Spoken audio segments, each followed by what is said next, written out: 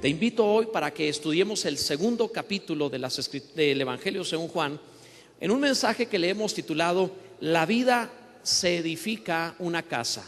La vida se edifica, o la vida edifica una casa. Juan capítulo 2, versículo 7, por favor. Juan capítulo 2, verso 7. Dice la escritura: Jesús les dijo: llenad estas tinajas de agua. Y las llenaron hasta arriba. Entonces les dijo: sacad ahora y llevadlo al maestresala. Y se lo llevaron. Cuando el maestresala probó el agua hecha vino, sin saber él de dónde era, aunque lo sabían los sirvientes que habían sacado el agua, llamó al esposo y le dijo: todo hombre sirve primero el buen vino, y cuando ya han bebido mucho, entonces el inferior. Mas tú has reservado el buen vino hasta ahora. Este principio de señales hizo Jesús en Caná de Galilea, y manifestó su gloria, y sus discípulos creyeron en él. Por favor, lee el verso 15 también. Y haciendo un azote de cuerdas, echó fuera del templo a todos, y las ovejas y los bueyes, y esparció las monedas de los cambistas, y volcó las mesas. Quiero que sepas que está en el mismo capítulo para que lo relaciones. En el verso 18 leemos: y los judíos respondieron y dijeron: ¿qué señal nos muestras ya que haces esto? Una vez más se habla de la señal. Nota que cambiar el agua en vino se le llamó una señal. Y ahora el limpiar el templo, preguntan los judíos: ¿qué señal? Otra vez señal. Esto liga ambos pasajes. ¿Qué señal nos muestra ya que haces esto? Respondió Jesús y les dijo: destruid este templo y en 3 días lo levantaré. Dijeron luego los judíos: en 46 años fue edificado este templo, y tú en 3 días lo levantarás. Mas él hablaba del templo de su cuerpo. ¿Han visto esos primeros auxilios que son RCP? Se le dice, ¿verdad? Resucitación o reanimación, mejor dicho, reanimación cardiopulmonar. Gracias. Es interesante ese tipo de auxilio que se da a aquel que se detuvo su corazón y su respiración ya no está funcionando. Entonces, para reanimarlo, no es resucitarlo, es reanimarlo en el momento, pues le golpean el pecho para que el corazón vuelva a latir, le dan respiración boca a boca, y o sea, la idea es despertarlo, levantarlo, reanimarlo, hacer que sus órganos vuelvan a funcionar. Sin embargo, aunque se hace un trabajo de reanimar al individuo, se corre el riesgo de que si se alarga muchísimo el tiempo en el cual no tuvo el flujo sanguíneo en su cerebro, de manera que no tuviera oxígeno en el cerebro, se arriesga a que haya secuelas, que pueda haber problemas físicos posteriormente, porque se está reanimando al individuo, pero no se le está dando una vida diferente. Se le está reanimando la misma vida que tenía, la cual ya sufrió una falla, un problema. Entonces, al reanimarlo pudiera quedar alguna secuela. No se le da otra vida, se le reanima la misma vida que tenía. Cuando leemos las escrituras y encontramos que Dios nos da vida, Él no nos está haciendo un trabajo de reanimación cardiopulmonar. Él está dándonos una vida totalmente diferente a la vida que nosotros hemos tenido heredada de nuestros padres. La vida con la que venimos a este mundo no es la vida que Él nos va a dar. Cuando Jesús dijo que vino a darnos vida y vida en abundancia, estaba refiriéndose a la vida eterna, la vida de Dios, que entraba a nosotros y nos hacía vivir en la conducta y forma de ser de Dios. La consecuencia de eso es que mejoras en las cosas de esta vida, pero no era el propósito. Eso es una consecuencia, es un derivado de la vida espiritual, la vida eterna que Dios pone en nosotros. En esta porción de la escritura se mencionan 2 episodios que parecen aislados, pero no están aislados. El evangelista Juan, el apóstol Juan, escogió estas 2 experiencias de Jesús en su ministerio y las ligó al escribirlas en el mismo apartado, con el propósito de mostrarnos una verdad. Juan escribió un evangelio que no se parece a los otros 3 evangelios. Los otros 3 escribieron para presentar una especie de biografía de Jesús, pero Juan no presenta una biografía de Jesús. Juan presenta la manifestación de la vida eterna entre nosotros en la persona de Jesucristo, y cómo esta vida pasó a los seres humanos, a nosotros, dándonos la verdadera vida eterna. Entonces, liga estos dos acontecimientos porque de esta manera nos muestra el propósito de Dios de crearse una casa viva a partir de nosotros, la iglesia. Y para realizar esto, primero tiene que vivificar lo que está muerto, ilustrado en el vino que es sacado o del agua que fue transformada en vino. Te lo voy a explicar, veámoslo para entender esta verdad. Ustedes saben bien que el segundo capítulo de Juan va después del primero, ¿verdad? ¡Qué revelación! El segundo capítulo va después del primero. Entonces Juan lo ligó todo con un propósito. En el primero nos habló de la vida que se manifestó y luego se edificó una casa. ¿Recuerdan ustedes que hablábamos de eso en el mensaje anterior? En el segundo capítulo vuelve a repetirlo, pero con más detalles. Ahora habla acerca, en la ilustración de la experiencia de Jesús transformando el agua en vino, habla de cómo esta vida vivifica para poder hacerse una casa. Fíjate bien, vamos a ver algunas cosas. Lo primero es dando vida a lo muerto para celebrar bodas. Fíjate lo que sucede ahí. El capítulo 2, el verso 1, nos dice la escritura, cuando presenta la obra de Jesús: al tercer día se hicieron unas bodas en Caná de Galilea, y estaba allí la madre de Jesús, y fueron también invitados a las bodas Jesús y sus discípulos. En los evangelios no había fiesta en donde no los vieras a ellos ahí, Entonces dice: y faltando el vino, la madre de Jesús le dijo: no tienen vino. Jesús le dijo: ¿qué tienes conmigo, mujer? Aún no ha venido mi hora. Vamos a entender por qué estaba pasando esto. Todo lo que Dios hace es con propósito. No falta por ahí el que lee esto y dice: ya ves, si puedo embriagarme porque Dios transformó el agua en vino. Muy bien, cuando puedas transformar el agua en vino te lo tomas. O sea, déjate de cosas, ese no era el propósito. El propósito por el cual Jesús hizo esto era para mostrar una realidad más alta que los borrachos que podía haber en el momento. La realidad más alta es que la vida no se puede unir a la muerte. ¿No se te hace muy interesante el hecho de que Jesús comience su ministerio en unas bodas? Es muy interesante. Es más, ni siquiera había comenzado. Fue invitado y estaba comenzando, y luego lo aventaron, por así decir. Tuvo que decir: aún no ha llegado mi hora, espérenme, todavía no. Pero es interesante cómo el ministerio de Jesús se ve iniciando en esta clase de reunión. Y además dice: al tercer día, como una figura de nueva vida, resurrección. Es interesante esto. Son figuras de todo lo que habría de hacer. Por eso la palabra dice: este principio de señales hizo Jesús. La idea es que tú sepas que cuando hay una señal te está alertando de algo importante. Cada vez que da la palabra señal te está diciendo: vuélvelo a leer, fíjate bien lo que estoy haciendo, lo que estoy diciendo aquí. Entonces, en unas bodas llega Jesús con sus discípulos y se acabó el vino. Y uno dice: pues cómo no, traía esos 12 con él, ¿verdad? En fin, pero bueno, Dios está mostrándonos en la figura de esto su propio propósito. Dios mismo ha diseñado una boda. La Biblia empieza en la unión de Adán y Eva y termina en las bodas del Cordero, y Jesús empieza su ministerio precisamente en las bodas de Caná de Galilea y termina en las bodas del Cordero. O sea, toda la Biblia es la historia del amor de Dios, de cómo encuentra su compañía para unirse con la humanidad. El problema que hay es que no nos alcanzó el vino. Es decir, para que Dios se una a nosotros hay una distancia tremenda, porque nosotros somos agua sin vida y Él es lleno de vida. Dios es vida y nosotros no teníamos vida en nosotros mismos. Entonces la idea de esto es que la fiesta de bodas terrenalmente se vio estorbada porque se les acabó el vino. En aquel tiempo no había nada más, nada de que tráete una soda, no se puede, no hay nada más. Es eso y agua del pozo o del arroyo, con el cual todos van a quedar no embriagados, pero bien enfermos. Entonces no había más, se arruinó la boda. Además deben saber que las bodas en los tiempos bíblicos no eran bodas de un día o de una tarde o de una noche, eran bodas de 7 días.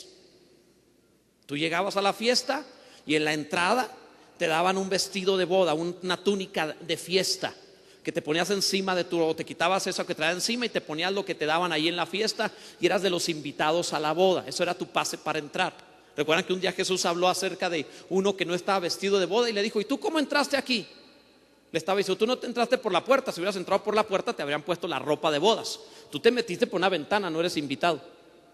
¿Sí entienden el contexto cultural? Entonces entraban y le daban ropa, y le daban comida y le daban hospedaje por 7 días a los invitados a las bodas. Imagínate nada más. Entonces era un problemón que se les acabaron los insumos. ¿Y ahora qué hacemos? Se quedaban a festejar con los novios 7 días. ¿A quién le hubiera gustado tener a todos los invitados en su boda 7 días? Si a veces con los primeros 7 minutos ya que se vayan, ¿verdad? Y luego se ponen tan bonitas las novias que el novio ya se la quiere llevar, ¿verdad? Entonces, le sonríe a todos y se toma fotos, pero está pensando el cuándo se irán ya. Ya apartan el pastel y cómanselo, ya váyanse todos, ¿no? O sea, él lo finge, pero y sé que si le pregunta va a decir, no, la verdad es que yo estuve bien feliz que ustedes estuvieran aquí. O sea, sí te va a decir eso porque es muy decente. Pero en aquel tiempo se quedaban 7 días juntos. Se acabó el vino, se estorbó la boda. Entonces, ¿qué había que hacer? Decirles, pues hermanitos, se acaba la fiesta, ya no hay nada para seguirla, entonces cada uno va a su casa, lo siento mucho, entréguenme sus vestidos de boda y que les vaya muy bien, Dios les bendiga a todos. Se arruinó la boda. Entonces, cuando está en ese momento en que se arruinó la boda y que le dicen al novio, se acabó el vino, no, ya no vamos a poder seguir. Oye, María por allí. Yo no entiendo por qué las mujeres siempre se enteran, pero se enteran. Es algo así, no, tiene una comunicación increíble, ¿verdad? O sea, se enteran de todo, sí. Desde el principio, ¿para qué tienen que andar hablando con la serpiente? Pero se enteran de todo. Has visto a Sara que oía tras la puerta que lo que hablaba Abraham, ¿verdad? Con Dios. O sea, siempre oyen todo. Entonces María se enteró y les dijo, vayan con Jesús. De hecho, ella fue con Jesús. No tienen vino. O sea, como ella está acostumbrada. Jesús resuelve todos los problemas. Desde que lo tengo de chiquito en casa, no, hombre, este niño me ha resuelto todo. Él crece y me resuelve cualquier cosa. Entonces dijo, vayan con Jesús, ¿verdad? En ese momento, pues, ¿qué hacemos? Vayan con Jesús. Hagan todo lo que Él les dijere. Debes saber que la vida viene de la obediencia a la palabra de Jesús. Bendito sea Dios. Entonces, ¿qué es lo que hicieron? Bueno, fueron hacia Él. Jesús les dice, traigan agua en unos recipientes que había allí, que era la fiesta de purificación. Como 100 litros de agua había allí. Y entonces le dice, bueno, llénenlos de agua. Ahora llévenselos al maestresala. Y tú conoces la historia, en el camino se transforma de agua a vino. ¿Qué es lo que Jesús está haciendo? Lo que Jesús está haciendo es transformar lo que no sirve en algo que sí sirve, para que continúen las bodas. ¿Qué hizo Dios con nosotros? Quería unirse a nosotros, pero no podía porque estábamos muertos. No hay boda, se estorbó la boda porque pecamos en el Edén, se estorbó la boda. Pero entonces lo que Él hizo fue que lo que estaba muerto recibió la vida del cielo para ser vivificado, para tener nueva vida. Y entonces podemos ahora sí ser invitados a las bodas del Cordero que Él ha preparado antes de la fundación del mundo. Bendito sea Dios. Esto es lo que hace, porque Dios no puede unirse a la muerte. No se puede unir al muerto. Estamos muertos, eso dice Efesios capítulo 2, estamos muertos en delitos y pecados. No, yo no era tan malo, no, si estabas muerto totalmente. Entonces no se puede unir a lo muerto. Dios es vida. ¿Han visto esa locura de la necrofilia? Es una locura en donde el hombre se transforma en una bestia y tiene relaciones con muertos. Eso es una bestialidad de una mente corrompida. Yo creo que peor que las bestias, ¿verdad? Ahí cualquier bestia va a decir, a mí no me anden comparando, nosotros no hacemos eso. Digo, no los comemos, pero no nada más, o sea, otra cosa no. Entonces como que se vuelve peor que las bestias. Dios es vida, nunca se une a la muerte. Nunca se une a la muerte.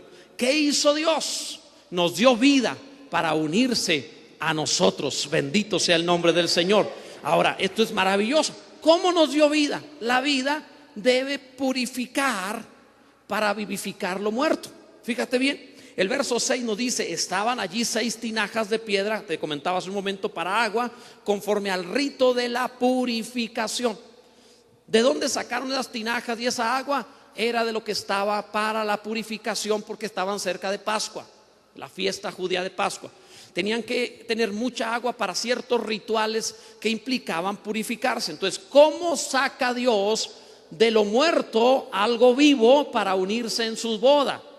Nos encuentra a nosotros muertos, nos purifica de nuestros pecados en la cruz del Calvario, y ahora podemos, mediante esta purificación, ser transformados en algo vivo para unirse a nosotros. ¿Alguien me está entendiendo lo que estamos diciendo? Porque no te estoy hablando algo sencillo, te estoy hablando algo que puede transformarte por completo.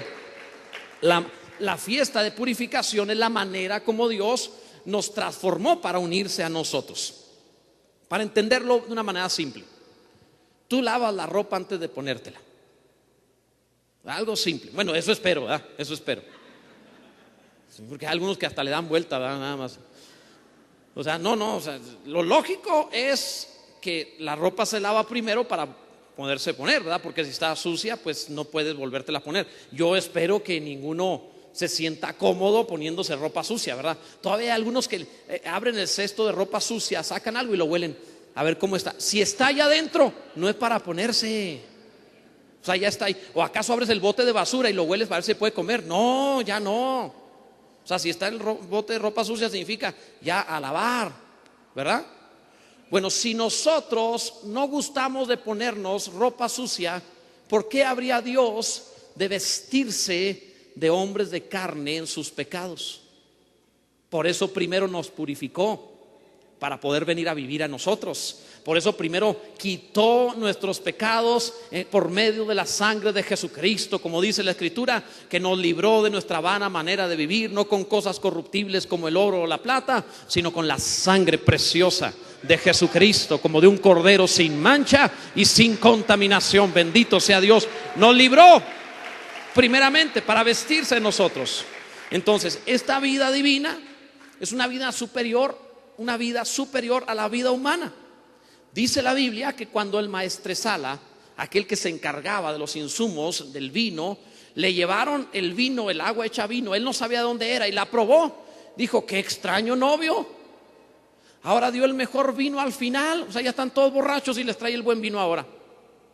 Cualquier cantinero de cuarta sabe que primero le das el bueno y luego le das el malo, al cabo te lo paga igual porque ya está borracho.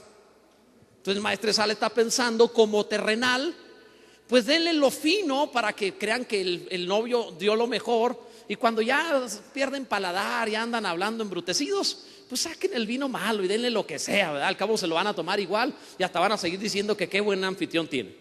Pero cuando trajeron este vino, él lo probó y no era vino común, no había sido hecha en barricas de hombres, había sido creado directamente por la gracia y el favor divino. Cuando lo probó dijo: esto es de gran calidad. Sacó la reserva de la casa, sacó lo mejor.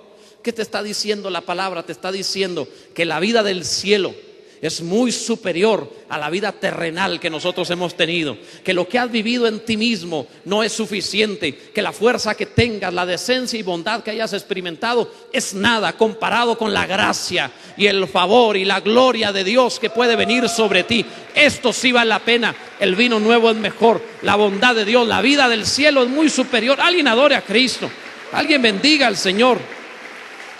Gloria a Dios. Es una vida superior. Entonces Dios no se va a unir a una especie inferior. Dios se une a una especie que sea su especie, es su boda. Entonces tenía que elevar a esta especie a su nivel de vida. Mira, la Biblia dice de Adán que cuando Adán fue creado, Dios sacó de su costado a una mujer para dársela a él, porque él no halló ayuda idónea entre todos los animales que vio. No eran de su especie, no eran de su vida. Dijo un escritor hace 300 años algo precioso: la sacó de su costado, no de sus pies para ser pisoteada, ni de su cabeza para que se enseñoree, sino de su costado, es decir, debajo de su brazo para ser protegida y cerca del corazón para ser amada. Y en las mujeres deben decir amén, ¿verdad? Bendito sea Dios. Entonces hizo a una mujer de la vida de Adán. Eva tenía la vida de Adán. Ahora lo que está haciendo en esta figura del vino y el agua es elevar nuestra vida terrenal a la vida celestial para que podamos tener boda con Él. De otra manera no podríamos unirnos. Algunos dicen que venimos del mono, pero no se casan con changos ni con changas. Si los crees parientes, ¿por qué no te casas con ellos? O sea, sí pueden decir venimos de, pero no se emparentan, ¿verdad? Porque saben que no tienen la misma vida. Y si ves su genética, su ADN y el tuyo no coinciden en nada, no tienen similitud. Algunos van a decir, bueno, tantos cromosomas son iguales o son parecidos. Claro, un solo cromosoma que te cambien te puede salir perro. O sea, no necesitan mucho para cambios. El punto es que no tienen la misma vida. Así que lo que está haciendo es: no puede haber boda con agua, no puede haber boda con Dios, con vida terrenal. Solo la vida que descendió del cielo en Cristo Jesús y se metió a nuestros corazones para transformarnos, para purificarnos, para hacernos hijos de Dios, es posible para unirse a Él. La vida del cielo. Entonces Él dio vida a lo muerto con un propósito además. Nota que acaba esta historia y de entrada, de inmediato, en el capítulo 2, de inmediato sigue hablando de otra experiencia sobre la casa de Dios. Y uno dice, ¿qué tiene que ver esto de la boda con la casa? ¿Qué es lo segundo que haces después de la boda? Edificas casa. Bueno, la edificas antes para eso, ¿verdad? O sea, tienes que tener casa para la boda. Espero que todas las hermanitas son bien inteligentes y si no hay casa no hay boda, ¿verdad? Entonces Dios es igual. Entonces habla de la boda y luego habla de la casa, porque Él está creando su familia, su amor. Entonces nota lo que pasa ahí. Él da vida a lo muerto, nos vivifica para luego edificar una casa. Fíjate bien lo que la palabra enseña. En Juan capítulo 2, el verso 13 dice: estaba cerca la Pascua de los judíos. Nota que esto es secuencia. Y subió Jesús a Jerusalén y halló en el templo a los que vendían bueyes, ovejas y palomas, y a los cambistas allí sentados, y haciendo un azote de cuerdas echó fuera del templo a todos y las ovejas y los bueyes, y esparció las monedas de los cambistas y volcó las mesas, y dijo a los que vendían palomas: quitad esto de aquí y no hagáis de la casa de mi padre casa de mercado. O sea, ¿cómo fue que nos dio vida? Purificando. La historia culturalmente es fácil de entender si vemos qué sucedía en aquel tiempo. Los hijos de Anás, que era el sumo sacerdote, y Caifás, había dos sumos sacerdotes en ese tiempo, yerno y suegro, lo cual no era permitido, pero ellos se brincaban la ley de Moisés y hacían lo que querían. Y estos dos sumos sacerdotes tomaron posesión completa del templo. Y la descendencia sacerdotal, lo que eran los hijos de Aarón, los que venían de generación en generación, se habían multiplicado. Y entonces ahora, en sus necesidades, empezaron a hacer un negocio de ellos, en lo que empezaron a realizar, que era la obra de Dios, la transformaron en su obra.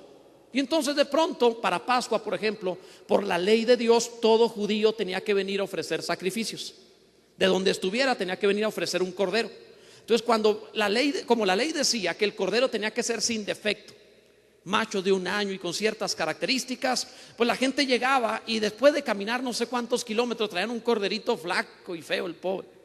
Lo habían traído caminando. Entonces llegaba allí y le decía al sacerdote: no puedes usar ese cordero. ¿Pero por qué no? Está todo flaco.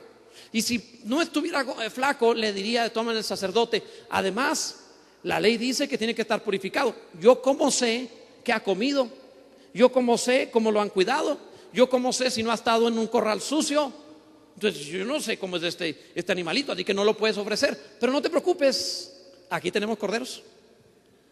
Y entonces le ofrecían un cordero que costaba hasta 4 o 5 veces más, porque decían: no, pero es que este es santo. Toma agua bendita, no cualquiera, toma el agua del templo. Además la comida del templo que le dan los sacerdotes.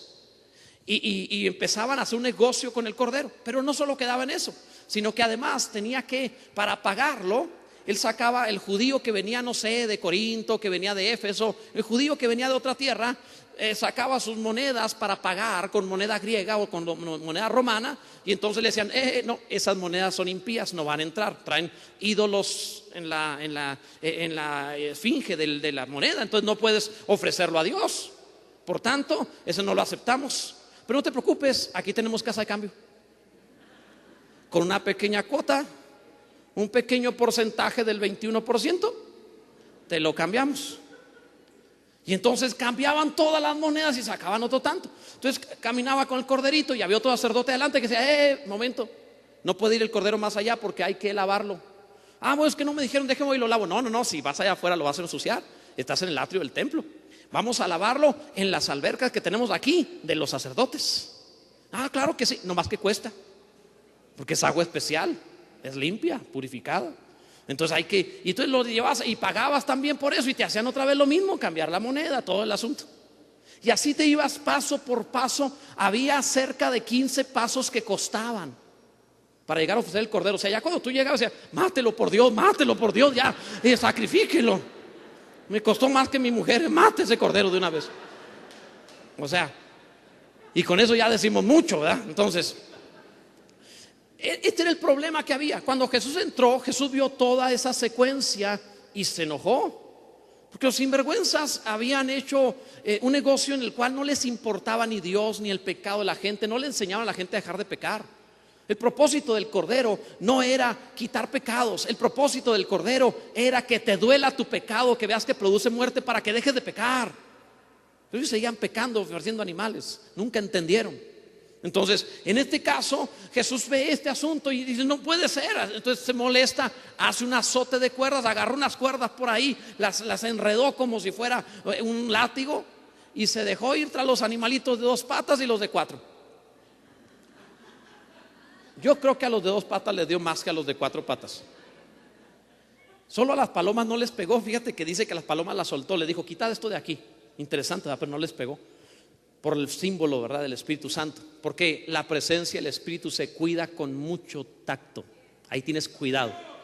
Eso no te metes en líos. Es el Espíritu de Dios y su presencia es sagrada. En ese sentido no lo tocas. Pero a lo demás, los animalitos de 2 patas que andaban ahí, volcó las mesas, tiró todo. ¿Cuál sería su personalidad? Que había soldados en el templo cuidando el orden, cuidando el dinero, cuidando todo. Debes saber que había dentro de los atrios no menos de 50 soldados. Y vieron a Jesús y se voltearon a otro lado. Nadie se atrevió a ponerle mano. Mi Señor es imponente, glorioso, espectacular. Produce temor su presencia. Si como hombre en carne hace temblar a los demás, ¿cuánto más sentado en el trono? Él es el Señor. A raíz de esto, limpia todo, quita todo, suelta a los animales, voltea las mesas, se molesta con todos allí. Y cuando hace esto enseguida de la fiesta de bodas, que te sea relatado enseguida de la fiesta de bodas, significa: para que Dios se una a nosotros hay que cambiar lo muerto, el agua, en vida, el vino. Pero para que esto suceda tenemos que pasar a la segunda parte: purificar a eso muerto. Debes saber que la casa de Dios debe ser purificada. Eso es lo que estaba él mencionando. Entonces, por eso lo hizo de esa manera. Además, dice la Biblia que era la fiesta de la Pascua, cuando se ofrecía el Cordero. ¿Cómo purifica su casa? ¿Con un azote de cuerdas? No, cuando el azote del cielo, de la ira de Dios, golpeó al Cordero en la cruz del Calvario, la casa de Dios, la cual somos nosotros, según dice Hebreos 3:6, fue purificada en el nombre de Jesucristo. ¿Alguien me está entendiendo esto? Seguramente alguno Dios le ha hablado al corazón y ha comprendido lo que Dios está diciendo a su vida. Dios venía a su casa y obviamente no iba a encontrarla así. ¿Conocen cómo es en su trabajo cotidiano una central de abastos? Donde haya frutas y mercadería. Qué aroma tan delicioso, ¿verdad? No, es sucio y es difícil mantenerlo limpio. Y el que está acostumbrado a estar allí soporta aromas, pero hay otro que llega y wow, dicen: qué increíble, aquí tomate podrido no sé cuándo, ¿verdad? Alguno batalla para poder soportar ese ambiente. Si nosotros no soportaríamos un mal ambiente para vivir allí, ¿por qué crees que Dios habría de soportar un mal ambiente para vivir allí? No estamos congregados como iglesia para pasar la mañana de un domingo. Estamos congregados como iglesia para que la mano de Dios entre a nuestro corazón y saque toda inmundicia y nos limpie para la gloria de Dios y nos haga ser nuevas criaturas llenos de su vida a fin de unirse a nosotros. Bendito sea Dios. La vida vivifica la verdadera casa de Dios. ¿Cuál es la verdadera casa de Dios? Nosotros. Fíjate lo que sucedió allí. En el versículo 18, fíjate bien, los judíos respondieron y le dijeron: ¿qué señal nos muestras ya que haces esto? O sea, ¿con qué autoridad? ¿Cuál es la señal? Dame una señal de que tienes derecho. Recuerda que cada vez que la Biblia dice señal, está refiriendo a algo muy importante. La señal en la fiesta de bodas y la señal ahora en esto los une. Está hablando de lo mismo. ¿Qué señal nos muestras ya que haces esto? Verso 19, respondió Jesús y les dijo: destruid este templo y en 3 días lo levantaré. Dijeron luego los judíos: en 46 años fue edificado este templo y tú en 3 días lo levantarás. Ellos no entendieron, pensaban que era el edificio de piedra. Jesús le dice, dice la palabra, mas él hablaba del templo de su cuerpo. Ellos no entendían que lo que purificó limpiando afuera era una figura de lo que como Cordero hacía dentro de nosotros. ¿No has sentido cómo la mano de Dios entra en tu ser y empieza a volcar las mesas de la codicia y empieza a transformar el egoísmo en bondad y empieza a cambiarte el pecado en una vida de santidad y te quita el vicio y te da nuevos hábitos? ¿No has sentido cómo la mano de Dios, por medio del azote que cayó sobre el cordero, te trajo limpieza, santidad y nueva vida? Si no has sentido esto, no dejes pasar este día. Esto es ser cristiano, una nueva vida en Cristo Jesús. Esto es de lo que estaba hablando, cambiarnos a nosotros. ¿Cuál es la señal? Déjate, digo esto. ¿Cuál es la señal de la autoridad de Cristo para limpiar la casa de Dios? Él dijo: destruyan este templo y en 3 días lo levanto. Me matarán, pero resucitaré al 3er día. Él estaba hablando de su cuerpo, aunque ellos no lo entendieron, pero él estaba hablando de que nosotros tenemos una vida como en resurrección. No es una reanimación de la vida terrenal. La iglesia no es superación personal. La iglesia no te toma de cómo llegaste para mejorarte. La iglesia le pone final a quien has sido y empiezas a vivir una nueva vida. Y no porque la iglesia lo haga por la iglesia, sino porque Dios lo hace por medio de la predicación y enseñanza de la iglesia y el discipulado de la iglesia. Creo que estamos entendiendo esto.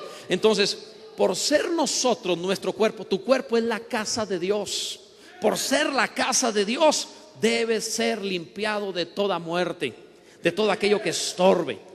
Te puse un ejemplo de cómo antes de vestirnos tenemos que tener ropa limpia. Pero hay algunos que sí tienen ropa limpia. Lo que no tienen limpio son ellos, porque no se vayan ellos. Hay quienes buscan la ropa limpia, sí, porque tienen mamá o esposa que se encarga de tenerles todo limpio y en su lugar y todo. ¿Sabes que la pastora Tinoco me pone hasta de colores las cosas de ropa? No, hombre, eso es increíble. Bueno, en fin, cerramos paréntesis porque me está viendo ahorita y me está diciendo, no, ok. Entonces, pero alguno puede buscar la ropa limpia, pero él no se baña. Entonces, algo semejante. Se supone que tienen que hacer las dos cosas. Incluso para lavar el cuerpo se utilizan jabones y champús y cosas para limpiarlo. La realidad, iglesia, no te me distraigas. La realidad es que nuestro cuerpo se ensucia con una facilidad. Tú ves un perro callejero que tiene un mes sin bañarse y huele mal, pero encuéntrate un hombre callejero con un mes sin bañarse. Hasta el perro le da la vuelta. Hasta el perro dice, no, qué bárbaro esto. O sea, algo hay en nuestro ser que se degrada rápido, que huele mal rápidamente. Un cuerpo humano muerto huele horrible, se deshace y huele de una manera espantosa, mucho peor que algunos de los animales. O sea, ¿por qué es esto, esta muerte que hay? La idea de Dios es vivificarte, eso es purificar. No es solamente andar, no hagas eso, no digas lo otro, deja de hacer aquello, cuidado con esto otro. No se trata de andar de religiosos. Los religiosos del templo, ellos pensaban, se refiere a lo externo. Jesús decía, no, me refiero a su cuerpo, a su vivir. No estoy hablando de las piedras, estoy hablando de ustedes. No estoy hablando de reglas exteriores. Jesús decía, límpielo de adentro del vaso y lo de afuera será limpio. Limpia tu corazón y cambias todo lo demás. Limpia el corazón. Esto es lo que está hablando. Alguien debe adorar al Señor. Debes entender esto. No se trata entonces de una apariencia. No se trata de ponerte ropa limpia y seguir sucio. Se trata de ser limpiado de adentro. La vida edifica la verdadera casa de Dios. Fíjate lo que dice el verso 23. Estando en Jerusalén en la fiesta de la Pascua, ya cuando había limpiado el templo, muchos creyeron en su nombre, viendo las señales, los milagros, las señales que hacía. Pero Jesús mismo no se fiaba de ellos, porque conocía a todos. Me imagino que venían con Jesús y decían, no, hombre, yo te seguiré hasta la muerte y tú eres lo máximo y yo por ti me corto las venas, ¿verdad? O sea, a veces en la emoción del momento, tú eres mi padre espiritual, eres lo máximo por ti, olvídate. Fíjate lo que dice, pero Jesús mismo no se fiaba de ellos, porque conocía a todos. ¿Te imaginas que viniera Judas a decirle, Señor, eres lo máximo? Es miserable por 30 monedas. En fin, pero mira, y no tenía necesidad de que nadie le diese testimonio del hombre, pues él sabía lo que había en el hombre. Escucha esto. Él no está diciendo, él sabía cómo eran. No. Él sabía lo que había en ellos. Es diferente. Jesús estaba diciendo, venían ellos en apariencia externa, eran discípulos que lo seguían. En apariencia externa tenían el credo correcto, creían en él. Dice la Biblia que creyeron en él y lo seguían, y Jesús los vio y no se fiaba de ellos, porque él sabía lo que tenían dentro. Decía, este se mueve como limpio, parece que está vivo, pero está lleno de muerte. Distinguía el aroma de muerte, distinguía que por dentro esa persona no era genuino. Tú puedes ver a los creyentes que en apariencia son maravillosos cristianos, nomás voltean, mira, hasta bonitos son. Bueno, pero en otro lugar, aquí todos son bonitos, pero en otro lugar alguno en apariencia puede ser cristiano, pero Jesús lo ve y dice, no me fío de él. ¿Por qué? No por lo que él es cristiano, pero lo que tiene adentro tiene muerte. Y esa muerte va a hacer que un día se enoje, se deprima, me deje, se vaya, pueda hasta blasfemar. Oye, pero es cristiano, sí, pero tiene muerte adentro. La meta de ser cristianos es ser completamente llenos de vida.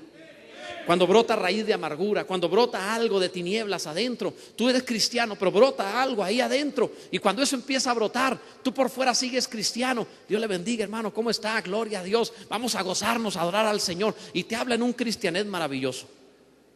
Pero por dentro tiene muerte. Por dentro hay envidia, por dentro hay celos, por dentro hay odio, por dentro hay rencor, por dentro tiene maldad, por dentro tiene codicia, por dentro tiene inmoralidad. Entonces cuando lo ve, Jesús decía, no me fío de él, porque hoy es fiel, pero tiene muerte, no es genuino. Tengo que limpiar mi casa para tener donde morar con la novia, la iglesia con quien habré de vivir por toda la eternidad. ¿Alguien está entendiendo lo que estamos diciendo? La pregunta de esto, para saber si somos genuinos, será, ¿qué hay en ti? ¿Qué hay en ti? O sea, no estoy preguntando solo quién eres, sino qué hay dentro de ti. Esta es la pregunta, ¿qué hay dentro de ti? Fuimos diseñados como una vasija donde metió agua y la transformó en vino. Fuimos diseñados como una vasija, unos más vasijotas que otros, pero fuimos diseñados como una vasija. Somos a imagen y a semejanza de Dios. La imagen es tu carácter como el del Señor, pero la semejanza es la capacidad que tenemos en nuestro cuerpo de contener a Dios. La semejanza, por ejemplo, cuando tú vas a depositar algo redondo, ves un recipiente a semejanza de eso redondo, que es redondo, entonces lo puedes depositar ahí. Vas a depositar algo cuadrado en algo que es cuadrado, eso es la semejanza. Tu semejanza, tu cuerpo es semejante porque tiene las características de la forma que Dios necesita para meterse. ¿Me estoy dando a entender en esto? Ahora escucha esto. ¿Qué contienes como vasija? Porque las vasijas pueden ser, hay agua muerta allí, pero Dios puede transformarla en vino. Dios puede transformarla en vida. Dios puede purificar su casa y decir, esta vasija me va a servir para que sea mi casa. Esta vasija va a contener la gloria de Dios. Por eso estamos aquí, para contener su gloria, para expresar su gloria, para manifestar su gloria. Bendito sea Dios para siempre. Te lo explico de otra forma. Jesús no se impactaba con ellos. Venían bien efusivos. ¿Has visto alguna vez un paralítico levantarse, un muerto resucitar, a un enfermo, un leproso ser limpiado? O sea, esto seguramente causó impactos impresionantes. La gente se emocionó, wow, el Mesías, el Cristo, y lo siguieron, creyeron en él. Claro que era emocionante, no era cualquier cosa, pero Jesús no se fiaba de su emoción. Jesús no se fiaba de su entusiasmo ni de, los vio y... ¿No se han fijado que tú puedes ver una película en donde, no sé, una película americana? Si es película americana, el Capitolio lo volaron. Les fascina volar el Capitolio, no sé por qué. Sean ovnis, terroristas o hasta el que hace la limpieza dentro del Capitolio, siempre vuelan el Capitolio. Les fascina volar el Capitolio, ¿verdad? No sé por qué. O sea, si tanto les cae gordo, hagan otro, ¿verdad? Es una broma. Pero si nos va a enojar algún gringo entre nosotros, entonces espéreme tantito. Pero siempre hacen eso. Y tú puedes ver en la película que matan, no sé, una película de esas fabulosas de zombies, donde se muere toda la humanidad. Muerden a la mitad, la otra mitad, ¿verdad? Entonces, todos zombies, todos están muertos. Y entonces tú ves una película en donde es un genocidio que como jamás ha existido. O sea, nada más el diluvio se podría comparar, y peor, porque en el diluvio había muchos menos habitantes que en tu película. Ves una mortandad terrible. Ves cómo le arrancan el brazo, le cortan la cabeza, derrama la sangre. Y tú dices, oh, qué padre efecto. Oh, mira, está saltando la sangre. ¿Qué? ¿Verdad? Y hasta queremos que sea en 3D para ver si nos salpica algo, ¿verdad? O sea, pero no nos impacta. O sea, ninguno se horroriza. si tú vieras enseguida de ti a alguien que por un accidente de trabajo se corta un dedo, te horrorizas nada más por eso. ¿Por qué puedes horrorizarte enseguida de ti viendo a alguien que le pasa un accidente y puedes ver toda una película viendo todos los muertos del mundo y no te horroriza? La diferencia es que la película es ficción y la ficción nunca impacta, la realidad impacta. Jesús vio a las masas de creyentes y no se fiaba de ellos porque la ficción no lo impacta. Solo la realidad, lo genuino. No es quien levantó las manos mejor o quien gritó más, es quien levantó las manos y gritó de todo su corazón. Es quien lo hace de adentro, de toda su alma, con todas sus fuerzas. Es aquel que tiene lo genuino adentro, la vida de Dios. Esto es lo que impacta a Dios. Y cuando Dios encuentra a alguien así, la Biblia habla de ocasiones donde Jesús se emocionó. Oh, grande es tu fe, le dijo a varios, y se impactó, se emocionó al ver a uno que tenía fe genuina. Me pregunto si nosotros, como la casa de Dios que creemos y que declaramos ser, podemos impactar a Dios por ser genuinos cristianos, que Él pueda vernos y decir: esta es vida verdadera, esto no es ficción, esta es vida verdadera, esto no es una semejanza nada más, esto es vida de verdad, esto no es una figura, esto es vida genuina del cielo. Todo aquel que tenga la vida de Cristo de corazón, por favor, adore a Dios hoy y diga: de adentro de mi alma le amo con todo mi ser. Bendito sea Dios para siempre. Concluyo con esto. No tienes la vida verdadera hasta que la vida te tiene a ti. Tú no tienes la vida hasta que la vida te tiene a ti. Conserva eso en tu alma. Que Dios cambie hoy nuestra agua en vino. Que hoy Dios limpie su casa para que la habite con todo su ser y que nos llene de vida. Que seamos genuinos cristianos llenándonos de su vida. Te invito hoy a que te pongas en pie y que de verdad le podamos decir a Dios: lléname. Como anhelo con esta serie de mensajes, mi anhelo, mi propósito es que tú seas lleno de la vida de Dios.